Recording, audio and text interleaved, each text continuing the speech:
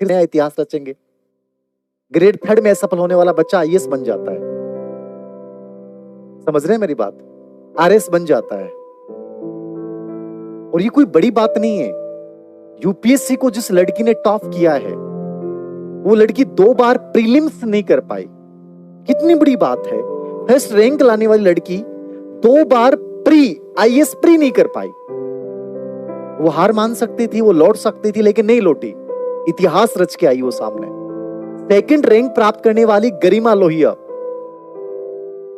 Specially Lohia Churu Rajasthan में होते हैं, चूरू से उठ के वहां गए हैं बक्सर, याद रखना, वैसे मूलतः चूरू के।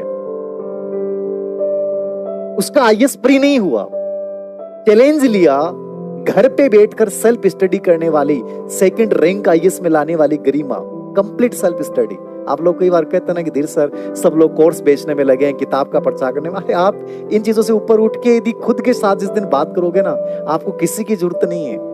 बस लाइफ में एक ऐसे इंसान की जरूरत होती है जो आपको ये कह दे कि हाँ यार तुम कर सकते हो, ऐसे कर सकते हो। और ये मैं यही कहना चाहता हूँ, याद रखना।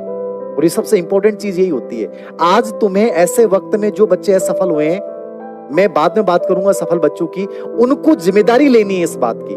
क्यों डरना है यार? लोग स्टेटस शेयर करेंगे, लोग सफलता का उनका मनाएंगे, और उनको मनाने का हक है, मनाया जाना भी चाहिए, मनाया जाना भी चाहिए। वो आपसे आगे निकले, लेकिन तुम उनसे भी आगे निकल सकते हो। और इस समय हार के बैठ गए तो हो सकता है कुछ नहीं होने वाला। और मैं तो हमेशा बोलता हूं आप लोगों को, पहले वीडियो मैंने देखे हैं कि उन लोगों को तुम चल के बधाई दो, अच्छे पॉजिटिव वाइब्स आएंगे। और जो लोग सिलेक्ट हुए, मैं उन बच्चों को कह रहा हूं कि तुम्हें एक बच्चे को फोन करके जरूर कहना है जो तुम्हारा साथ का सिलेक्ट नहीं हुआ, कोई फर्क नहीं पड़ेगा, याद रखना। ये जीवन है ना, ये बहुत अलग है, घूम के वहीं आ जाते हो, याद रखना। तुम सिलेक्ट हो गए, तुम बहुत इंटेलिजेंट नहीं हो। जो सिलेक्ट नहीं हुआ वो कमजोर नहीं है। कुछ परिस्थितियां थी, कॉन्फिडेंस लेवल था, सही कार्य योजना नहीं थी, प्लानिंग नहीं थी, कुछ पर्सन इधर उधर हो गए और आप बाहर हो जाते हैं, और कुछ बच्चे सिलेक्ट हो जाते हैं। गेम यही होता है, याद रखना।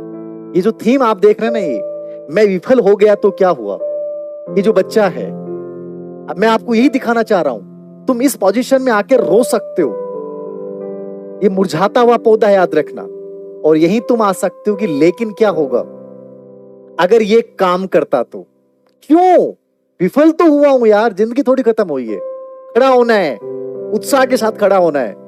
ये सिचुएशन मैं चाहता हूं कि आप में से हर एक बच्चा अपने अंदर लेके आए, और ला सकते हो, याद रखना। आप कई बच्चों ने कहा कि सर आपने मेरिट थोड़ी ज्यादा, मैंने ज्यादा बताई थी, मैंने 100-105 बताई थी, जनरल की कम रही है। मैं तो ज्यादा मान के चल रहा था कि बच्चे बहुत इंटेलिजेंट है, मेरिट बहुत ज्यादा जाएगी।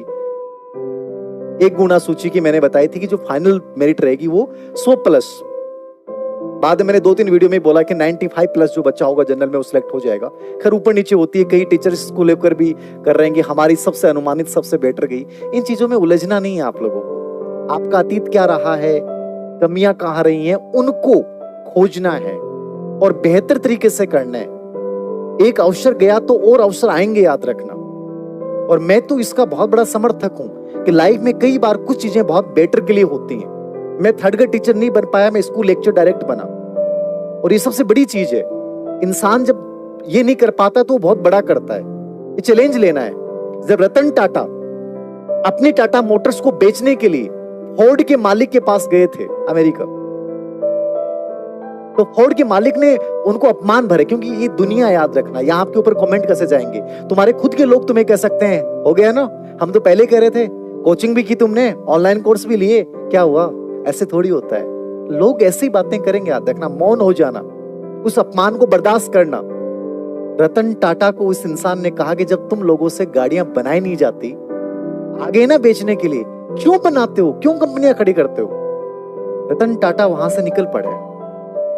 याद रखना, उस अपमान के घूंट को पी सकते थे, पिया उन्होंने, लेकिन उसको सर्जन बनाया। आते ही कंपनी की मीटिंग ली और देखा कि आज तक टाटा मोटर्स नीचे क्यों डाउन आ रही है, क्या कमियां हैं कि हमारे टाटा मोटर्स को गलत नजरिए से देखा जाता है। और इतना गजब का वर्क किया टाटा मोटर्स पे। याद रखना, जिसने अपमान किया था ना, जो हंसा था ना, उसको अपनी गाड़ियां बेचनी पड़ी। लैंड रोवर, जगुआर, इनको खरीदने वाला टाटा, रतन टाटा है, याद रखना। ये होता है हार का बदला लेना, पराजय को चुनौती के रूप में लेना, वरना रोते रहो, अतीत को लेकर बैठे रहो, सर ये हो गया, सर 5% डिलीट ना होते तो ये हो जाता, ये होता तो, अगर मगर किंतु परंतु। जिम्मेदारी लो अपनी हार की। तुम असफल हुए हो और 21,000 साथी तुम्हारे सफल हुए हैं। 22,000 हुए हैं भी, बट उनमें से 21,000 चयनित होंगे। और तुम्हें इस बात को स्वीकार करना है और आज से स्वीकार करना है कि मैं जिम्मेदारी लेता हूं अपने हार के सर, लेकिन बहुत अच्छा करूंगा, ये तय बात है।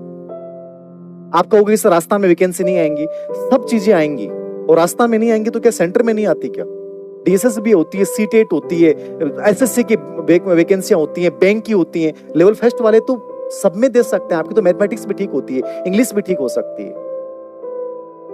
इन चीजों से बाहर निकलो, याद रखना। मैं तुमसे रिक्वेस्ट कर रहा हूं कि हताशा और निराशा के दौर से बाहर निकलना है और बहुत बेहतर करना है।